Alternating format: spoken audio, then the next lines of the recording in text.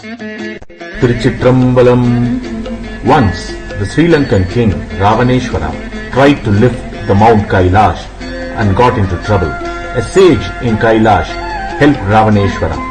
Ultimately, this sage was sent to earth to incarnate as Appar to bless the earthly mortals through his various types of services. His Devarams forms the 4th, 5th and 6th aphorisms of Saiva Siddhanta. These 3 aphorisms are called Thirunerisai, Thirukkurundogai and Thiruttandagam respectively and contains 312 padigams or decades and more than 3000 verses.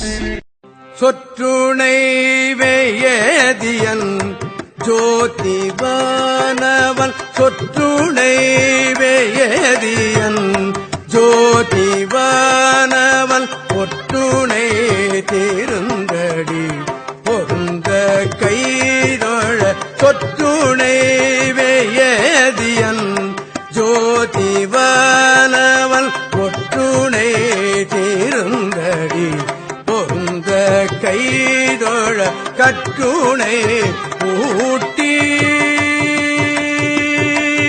அகற்றுணை ஊட்டியோர் கடலிற் பாஜினு கற்றுணை ஊட்டியோர் கடலிற் பாஜினும் நற்றுணையாவது நமச்சிவாயவே கற்றுணை ஊட்டியோர் கடலில். திருநாவுக்கரசு வளரு திருத்தொண்டின் நெறிவாழ வது ஞானத்தவ முனிவர் மாகி சர்வாய்மை தீகள் திருநாவுக்கரசு வள. Tiruchitrambalam. There are many instances where women, according devout services to Lord Shiva, have not only attained liberation themselves but redeemed others also. Thiruamur is a divine village near Chidambaram. There lived a divine couple by name Kirtiman or Pugalanar and Madini. They had a daughter by name Tilakavati and a son by name Ajnanapit or Marulnikiyar, who later became Thirunavukarasanayanar or Appar. As the girl turned 12, the parents decided to perform her marriage.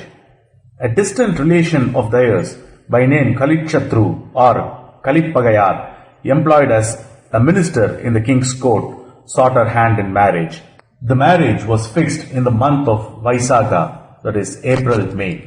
But in an unprecedented turn of events, Kalitchatru's country was surrounded by the enemy and he was sent to war front. Alas, he was killed in the battle. The news struck Kirtiman like a bolt, and in a few days he succumbed to a virulent fever. His wife committed sati. Marulnikiyar performed the ceremonial rites of his parents. Recovering slowly from the shock, he thought of finding a new bridegroom for his sister. But the chaste Tilakavati reasoned, "My engagement was as good as my marriage. I prefer to join my husband by consigning myself into the fire and thereby stand a better chance in my next life." But the elderly neighbors convinced her to live for her brother's sake. However, she became dispassionate with worldly ways and pleasures, and donning ochre robes, took to a life of devotional cuisines and seclusion. Wearing bhasma and rudrakshas, she took shelter in the Veeratteshwara temple and spent her time in sweet and useful services. Tilakavati's brother learned many matters regarding the Atman and the means to attain it. Overtaken by a wave of dispassion, he dedicated his life to the service of devotees and the Lord.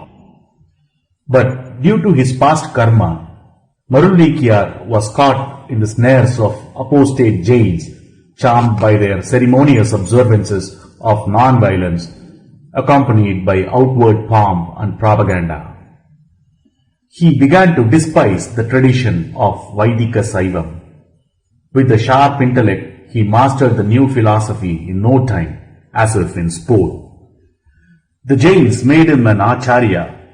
This sad sequence of events made Tilakavati lament over intensely, and she took refuge in the Lord's feet.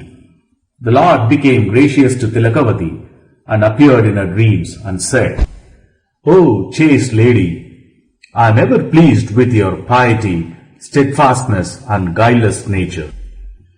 By my matchless power, your brother shall be reclaimed to the ancient path of the rishis." Dharmasena was afflicted by a severe colic, and it kept erupting like a volcano and began to grip his heart. Physicians were summoned, and the Jain acharyas also resorted to their potent mantras that are supposed to work magic.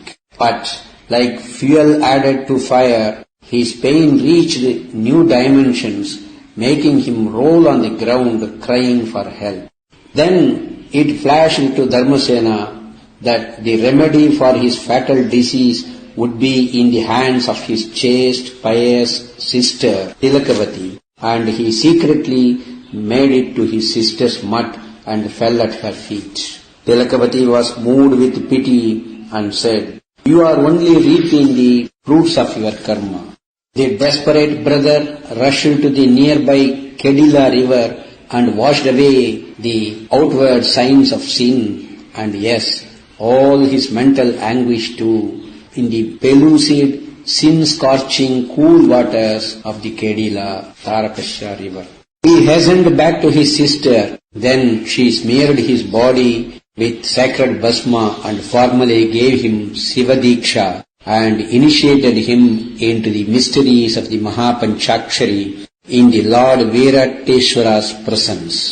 Same instant, the colic took the form of a crow and flew off. The physical malady gone, Dharmasena felt light like a feather and shone like a lotus petal.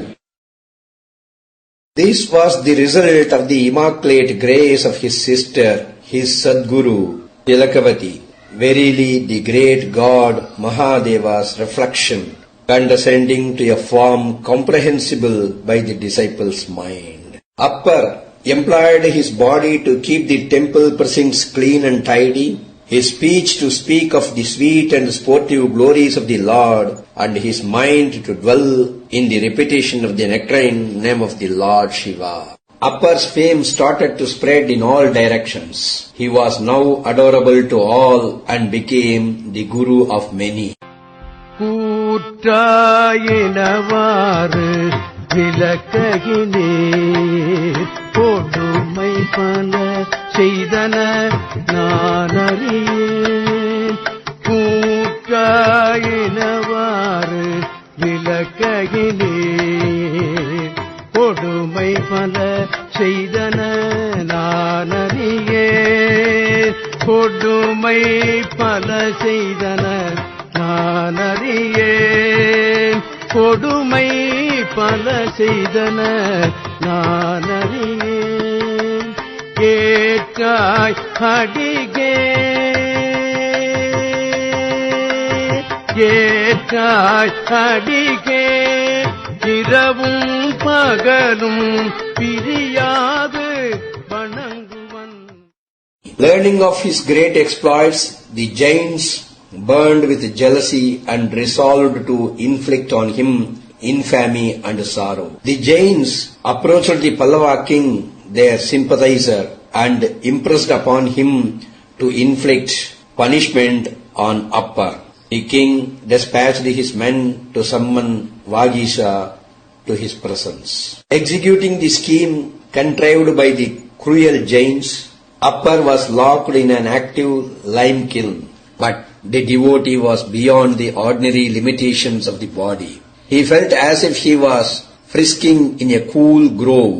Cool moon from the Lord's crown now entered and became seated inside his head as it were. He remained in the furnace for a week, and his sleep was transmuted into the blissful Yoga Nidra. மாசில் வீணையும் மாலை மதியமும் வீசு சென்றலும் விங்கிழவேனிலும் மாதில் வீணையும் மாலை மதியமும் வீசு சென்றலும் விங்கிழவேனிலும் மூசு வண்டரை பொய்கையும் போனதே மூது வண்டரை பொய்கையும் போனதே ஈதல் எந்தை இணையடி நீழலே ஈதல் எந்தை இணையடி நீழலே இணையடி நீழலே இணையடி நீழலே.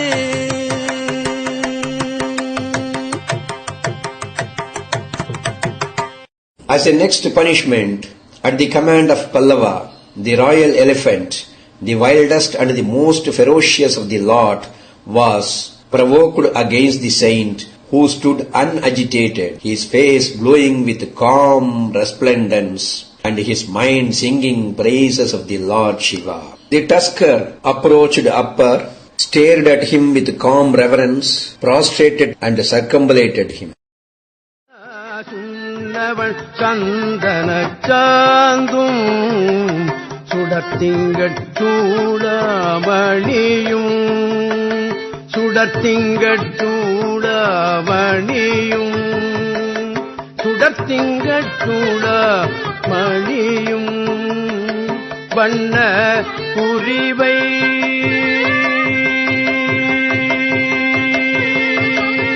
வண்ண புரிவை உடையும் வளரும் பவள நிறமும் வண்ண புரிவை உடையும். The saint was taken to mid-sea in a boat, and with a boulder tied to his neck was cast into the waters. Spontaneous song of 10 Tamil stanzas poured forth from Appar's heart, and in a trice the boulder turned buoyant. Vagisa, sitting on it, gently floated ashore. Pallava king became greatly remorseful for his misdeeds against the pious Appar and went to the saint. Falling at his feet, he sought the saint's forgiveness. Prompted by the Lord's gracious words, Appar set about to visit the Shaivite shrines in other places. He visited Madhyarjunam, that is Thiruvidai Marudur, Mayuram, that is Mailaduturai, Kumbagonam, Chayavanam, Swetavanam, the sin-effacing Vataranyam and Srivanchiyam, and many other holy shrines. Appar accorded arduous services in Pennagadam and sang hymns in praise of the Lord. He beseeched the Lord to offer him the Lord's insignia. Soon one of the Budaganas of the Lord emerged from the lingam and made the impressions of bull and trident on Appar's shoulders. பொன்னார் திருவடிக்கு ஒன்று உண்டு விண்ணப்பம் தூங்கானை மாடச் சுரக்கொடுந்தே இருங்கூற்று அகல மின்னாரும் மூவிலை சூலம் என் மேற்பொறி இருங்கூற்று அகல மின்னாரும் மூவிலைச் சூலம் என் மேற்பொறி மூவிலைச் சூலம் என் மேற்பொறி.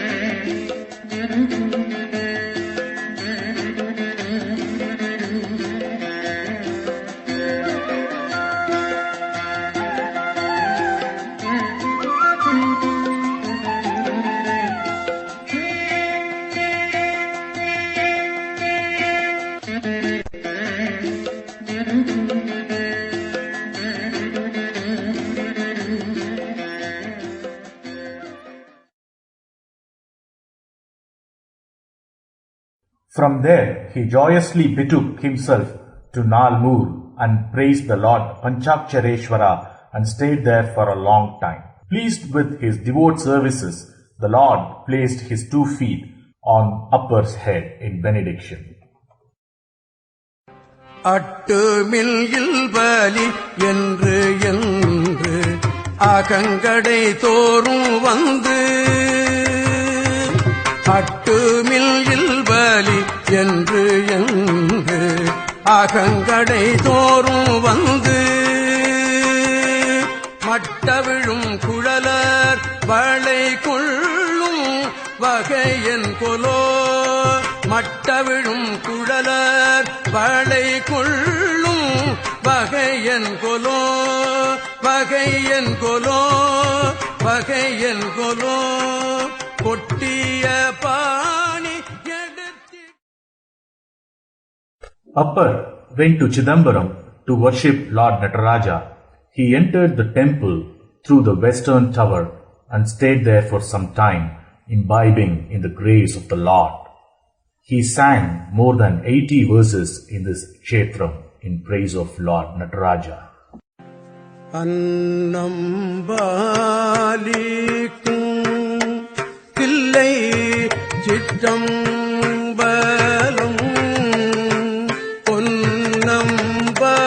பொன்னம்பாலிக்கும் மேலும் இப்பூமேசை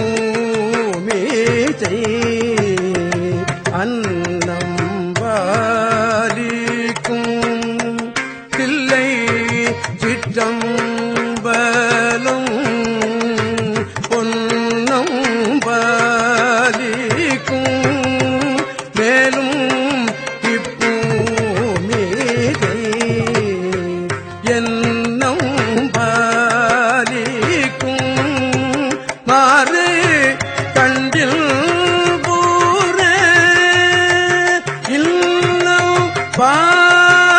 பாலிக்குமோ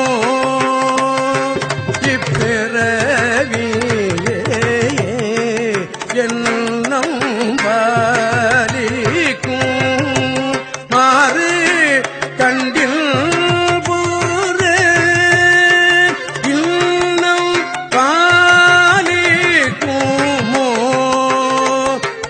இப்பிறவியே.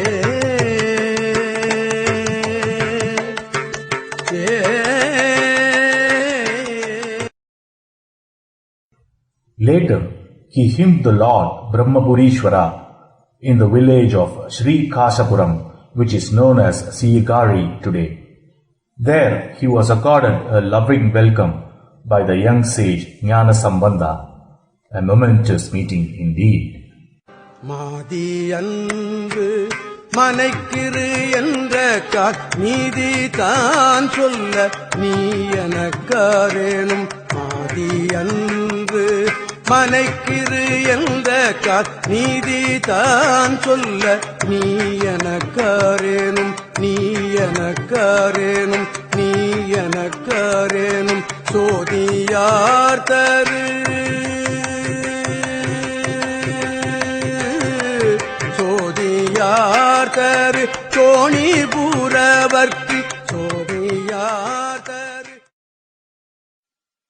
From there, he proceeded to Somapuram, a kshetram teeming with Sivabhaktas. Desirous of staying there for some time, he approached a Brahmana's house.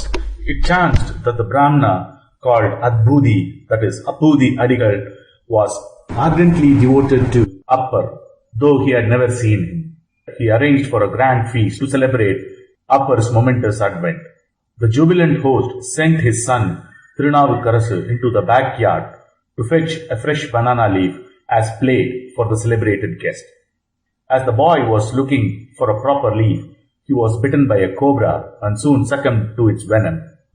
The parents, who soon learnt of this, contained their grief within and did not give vent to in any manner, lest the holy guest should refuse to partake of the fare. Hiding the body in a corner, Appudi Adigal invited the saint for dinner with pleasant countenance. By his jnana vision, Appar divined the tragic incident. He sat near the boy's corpse and, hymning the Lord Nilakanta in a heart-stirring tone, smeared the body with sacred bhasma. ஒன்று கோலாம் அவர் சிந்தை உயர்வரை ஒன்று கோலாம் உயரும் மதி சூடுவர் ஒன்று கோலாம் அவர் சிந்தை உயர்வரை ஒன்று கோலாம் உயரும் மதி சூடுவர் ஒன்று கோலாம் இடுவள் தலை கையது ஒன்று கோலாம் இடுவள் தலை கையது ஒன்று கோலாம் அவர் ஊர்வத ஊர்வது தானே ஒன்று கோலாம் அவர் ஊர்வது தானே ஊர்வது தானே ஊர்வது தானே.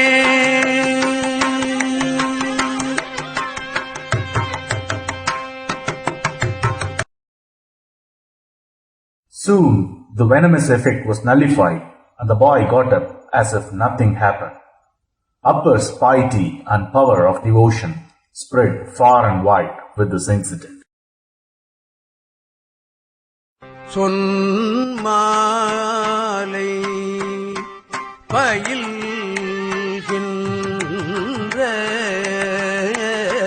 குயிலினங்கள் சொல்லி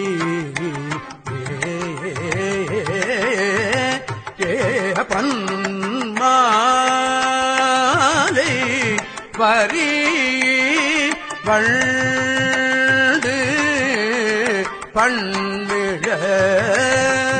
பண்விழக்கும் பழன. Appar, after staying for some time in Tiruppugalur in the mud of Muruganainar, went to Thiruvarur. He was taken by the grace and beauty of Lord Tyagesa, stayed there over a period and composed more than 200 Devaram verses. Back in Tiruppugalur, he explained the festival details and glory of Lord Tyagesa to Jnanasambandha, to the extent the latter immediately felt like going to Thiruvarur. Jnanasambandha requested Appar to stay at Tiruppugalur until he returned back after having darshan of Lord Tyagesa. Upon his return to Tiruppugalur, their journeys together started.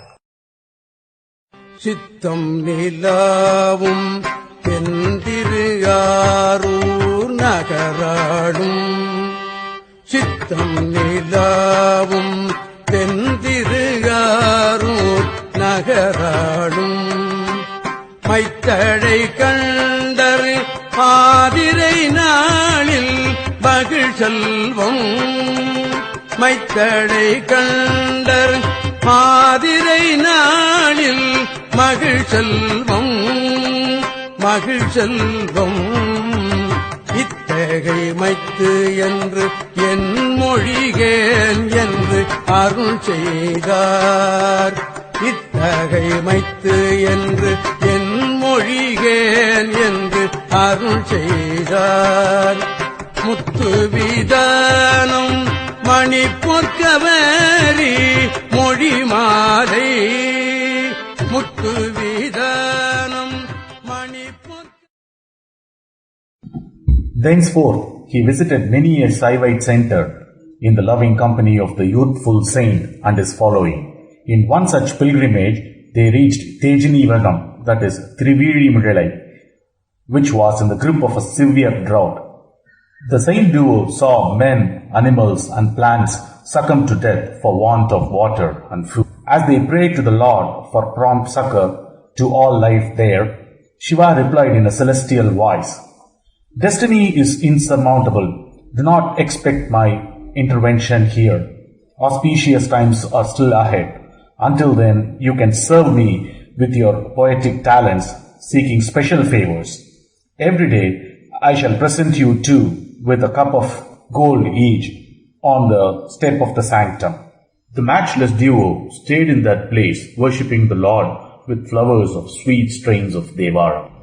Later, as the weather and other conditions returned to normal, they left the place for Vedaranyam with their hearts full of gratitude to the Lord. கரைந்து கைதொழுவாரையும் காதலன் கரைந்து கைதொழுவாரையும் காதலன் வரைந்து வயது எழுவாரையும் வாடலன் வரைந்து வயது எழுவாரையும் வாடலன் நிறந்த பாரிடத்தோடவர் நித்தலும் விரைந்து போவது வீழிமிடலைக்கே வீழிமிடலைக்கே நித்தலும் விரைந்து போவது வீழிமிழலைக்கே விரைந்து போவது. The two saints, upon reaching the temple in Vedaranyam, resolved to enter it through the main doors, which was under sealed closure. Upon Sambandar's request, Appar sang a decade in praise of the Lord Gangadhara. As the rendition came to a conclusion, the doors threw open. After completing their devotional services, Appar prayed to Sambandha to close the door and make it function normally.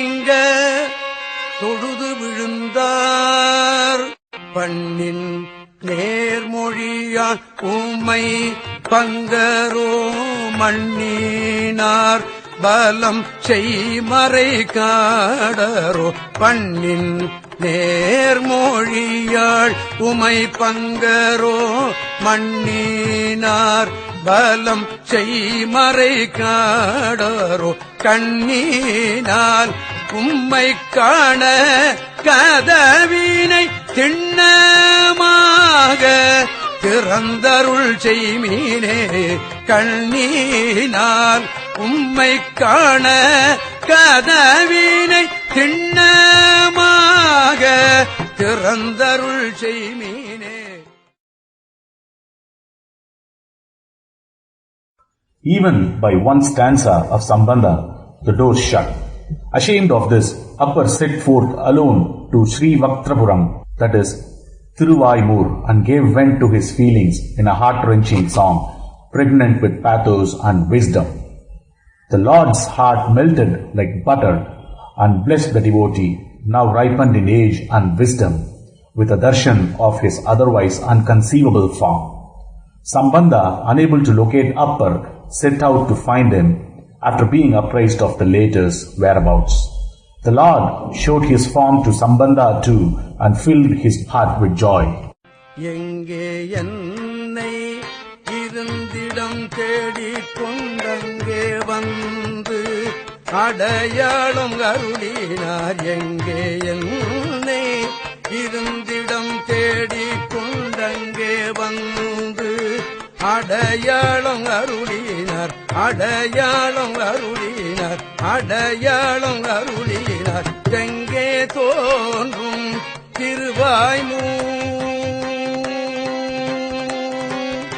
எங்கே தோன்றும் திருவாய்மூச்செல்வனார் அங்கே வாயன்று போனாரதெங்கோரோ. எங்கே தோன்றும் திருவாய்மூச்செல்வனார் அங்கே வாயன்று போனாரதென்.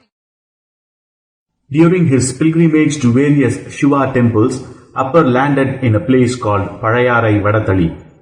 He came to know the sad state of affairs there, that the Jains have hidden the Shiva temple and constructed a Jain temple over it. The people were feeling very sad about this as the king supported the Jains. Appar took the vow of fasting until the situation changed. As the Satyagraha was in progress, Lord Shiva appeared in the dream of the local king and ordered him to make the Shiva temple worshipable so that Appar can end his fast. The king came to his senses and rushed to Appar and sought his pardon. He restored the Shiva temple to its past glory and the Jains were promptly thrown out of the country. The king got the initiation into Shiva worship, that is Sivadiksha, from Appar. Appar worshipped the Lord and proceeded on his pilgrimage. தலையெல்லாம் பறிக்கும் சமன் கையர் உள் நீலையினால் மறைத்தான் மறை கொன்னோமே. தலையெல்லாம் பறிக்கும் சமன் கையர் உள் நீலையினால் மறைத்தான் மறை கொன்னோமே. மறை கொன்னோமே மறை கொன்னோமே. He paid homage to Kareshwara in Silagrahapuram and en route to Krutanili Purishwara, that is Tirupainili, he suffered from pangs of hunger and invoked the Lord for relief. Lord Shiva appeared there in the guise of a Brahmana and brought forth cool shade, a pond of cool and refreshing water and delicacies. Serving the items himself to the delight of the devotee, the Lord disappeared right there to the pleasant surprise of Appar.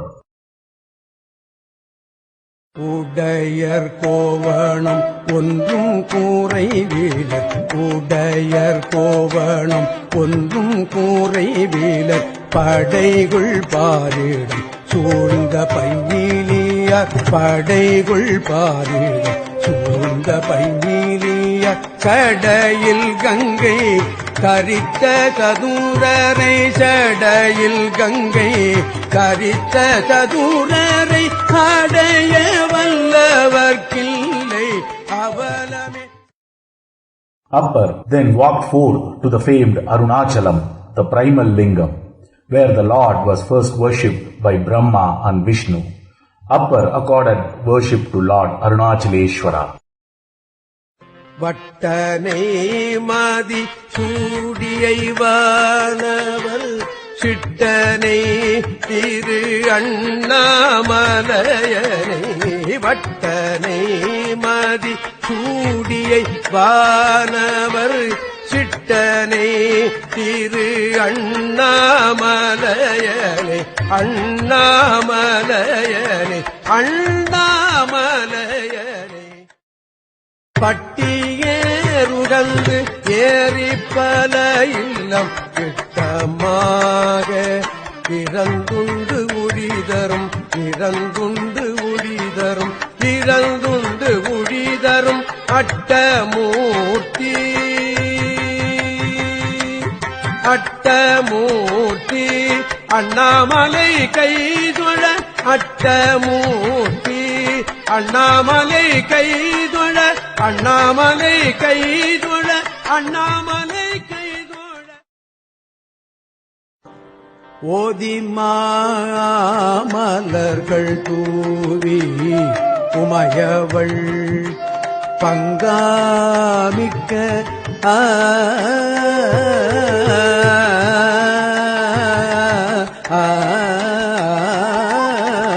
ஓதி மாமலர்கள் தூவி உமையவள் பங்காமிக்க சோதியே துளங்கும் எள் தோள் சுடர்மழு படையினானே சோதியே துளங்கும் எள் தோள் சுடர்மழு படை.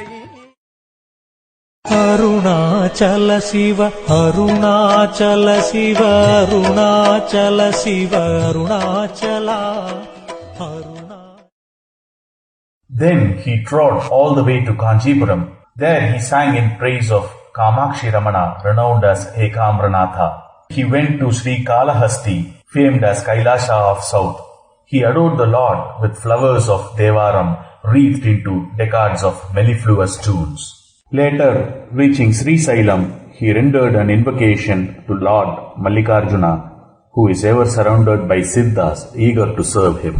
கன்றினார் புறங்கள் மூன்றும் கடலெறியாகச் சீறி நின்றதோர் உருவம் தன்னால் நீர்மையும் நிறையும் கொண்டு கன்றினார் புறங்கள் மூன்றும் கடலெறியாகச் சீறி நின்றதோர் உருவம் தன்னால் நீர்மையும் நிறையும் கொண்டு ஒன்றியாங்குமையும் தானும் ஊர்பலி தேர்ந்து பில்லும் பன்றிப்பில் வேடராகி பருப்பதம் நோக்கினாரே ஒன்றியாங்குமையும் தானும் ஊர்பலி தேர்ந்து பில்லும் பன்றிப்பில் வேடராகி பருப்பதம் நோக்கினாரே பருப்பதம் நோக்கினாரே பருப்பதம் நோக்கினாரே.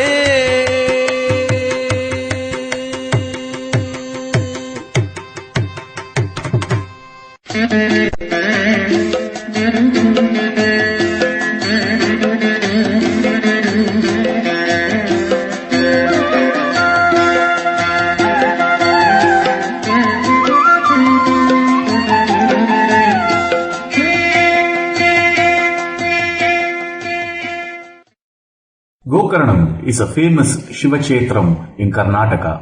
When Ravaneshwara went to Kailash, he obtained Atmalinga to be installed in his country. On the way to Sri Lanka, to take rest, he kept the lingam in this place which could not be removed. Jnanasambandha and Appar often refers about the bhakti aspect of Ravana in every decade of Devaram, and they both have sung separate decades on the glory of Gokarna Kshetram also.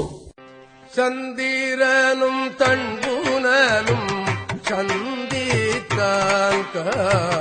காஷடையான்கள்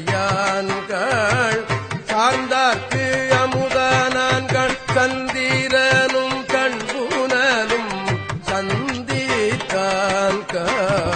காஷடையான்கள்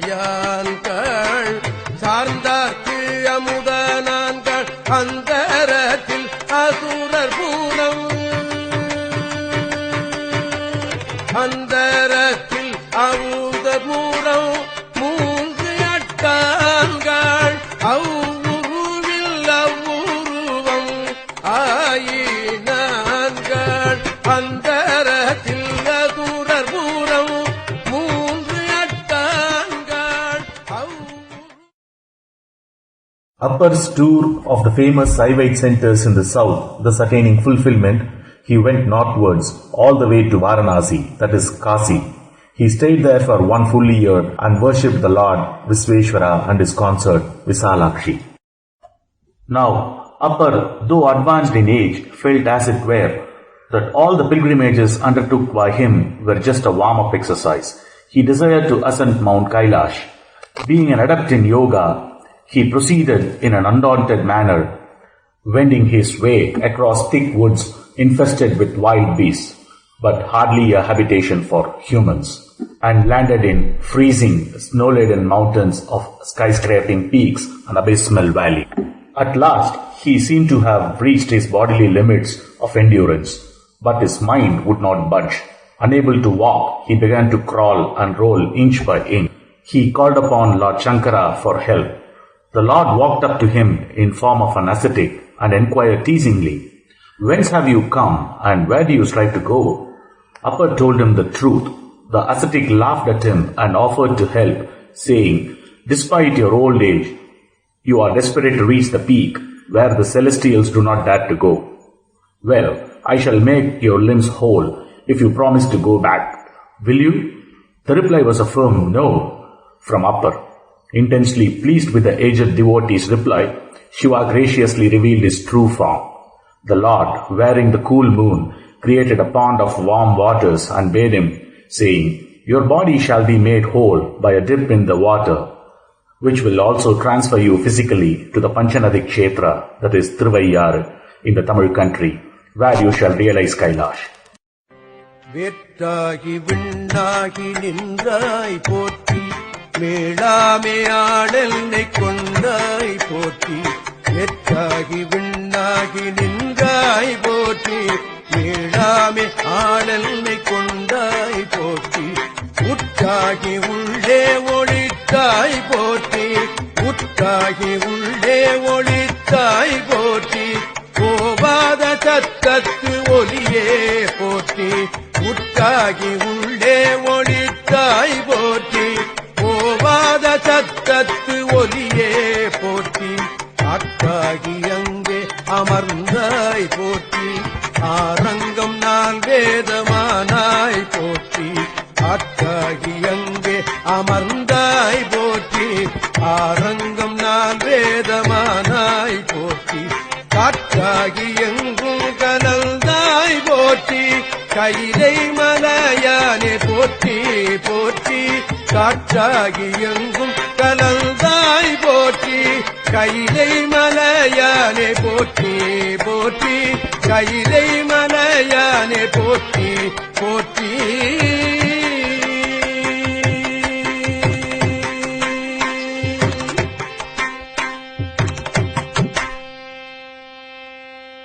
Appar, pondering over the Lord's inscrutable ways, took a plunge in the holy waters. Coming out of them, he found himself in the Panchanadi Kshetra, that is Thiruvaiyar, on the banks of river Kaveri. As he entered the shrine, it was suddenly transformed into the silver mount of Kailash, shining with the lustre of milk ocean. Appar's whole frame was overwhelmed with mixed feelings of joy, fear, and awe. With the hairs of his body standing on the end, he experienced an intense outburst of horripilations that shook his frame. His arms rose high above the head as the palms joined in salutation. He lost hold of the body, which now fell and now stood again in repeated prostrations. Then he danced in glee in front of the Lord, singing hymns. சிந்தை வண்ணக்கராய் திறம்பாவும் வண்ணக்கராய் முழு நீரணி சிந்தை வண்ணக்கராய் திறம்பாவும் முந்தி வண்ணக்கராய் முழு நீரணி முழு நீரணி முழு நீரணி சந்தி வண்ணக்கராய் கடல் போல்வதோ சந்தி வண்ணக்கராய் கடல் போல்வதோர் அந்தி வண்ணமும் ஆவர்கையாரே சந்தி வண்ணக்கராய் கடல் போல்வதோர் அந்தி வண்ணமும் ஆவர்கையாரே ஐயாரே ஐயாரே ஐயாரே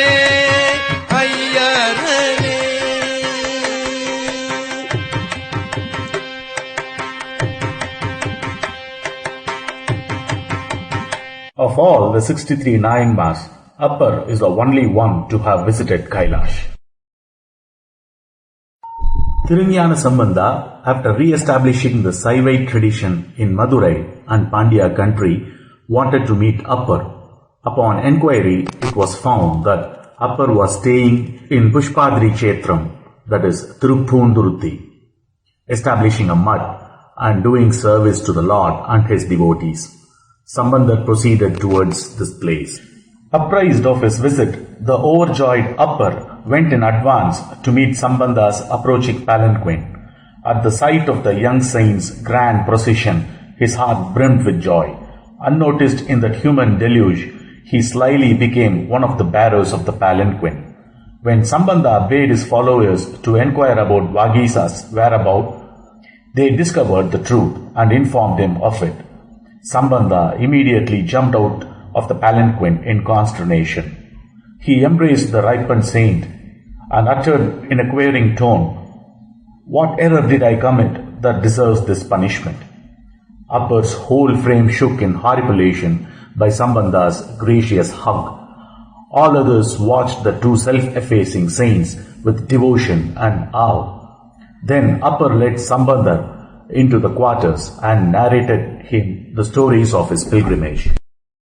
மாலினை மாலுற நின்றான் மலை மகள் தன்னுடைய மாலினை மாலுற நின்றான் மலை மகள் தன்னுடைய பாலனை பால்மதி சூடியை பண்புணரார் மதில் மேல் பாலனை பால்மதி சூடியை பண்புணரார் மதில் மேல் கோலனை போர்விடை ஏரியை பூந்துருத்தி மகிழும் கோலனை போர்விடை ஏரியை பூந்துருத்தி மகிழும் ஆனனை ஆதி புராணனை நானடி போற்றுவதே ஆனனை ஆதி புராணனை நானடி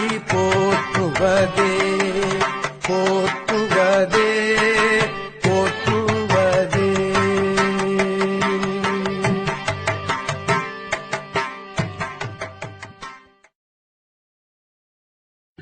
In this strain, he visited many other centers and offered songs suffused with deep wisdom and heart-melting devotional fervor. Once, the celestials wanted to test the strength of his serenity. They followed him in invisible forms and caused sparkling precious gems and gold coins appear at each step as he walked. He was unstrained by the sight, seeing it as devoid of any essence. Later, he was encircled by dancing nymphs of unparalleled features. Displaying their alluring limbs, they exhausted all their tricks from their store. Considering them as mortal corpses, Appar remained calm. Thus, the Lord made his fame reach new heights for the benefit of people at large. Then, as the whole world watched in wonder, Shiva manifested, breaking through the linga, and invited Appar to enter his being through the lingam. All his austerities, practices had now come to perfect fruition. He circumambulated the lingam 3 times and then entered it, losing himself in the Lord. The lingam remained for posterity, not as a mute witness for the saint's incomparable departure, but to narrate all the inspiring episodes from the saint's glorious life on the earth. Those who listen to this wonderful story will get the Lord's grace in abundance. Tiruchitrambalam. எண்ணுகேன் என் சொல்லி எண்ணுகேனோ எம்பெருமான் திருவடியே எண்ணில் அல்ல எண்ணுகேன் என் சொல்லி எண்ணுகேனோ எம்பெருமான் திருவடியே எண்ணில் அல்ல கண்ணிலேன் மற்றுவோர் களைகள் இல்லேன் கடலடியே கை தொழுது காணில் கண்ணிலேன் மற்றுவோர் களைகள் இல்லேன் கடலடியே கை தொழுது காணில் உன்னுடைய 9 வாசல் வைத்தாய் ஒக்க அடைக்கும் போது உணர மாட்டேன் உன்னுடைய 9 வாசல் வைத்தாய் ஒக்க அடைக்கும் போது உணர மாட்டேன் புண்ணியா உன்னடிக்கே போதுகின்றேன் பூம்புகலூர் மேவிய புண்ணியா உன்னடிக்கே போதுகின்றேன் பூம்புகலூர் மேவிய புண்ணியனே புண்ணியனே புண்ணியனே புண்ணியனே புண்ணியனே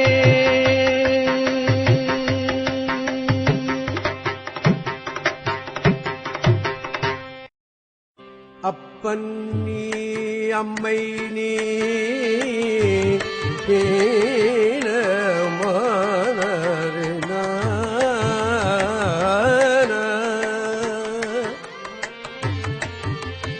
ஐயனும் நீ அன்புடைய மாமனும் மாமியும்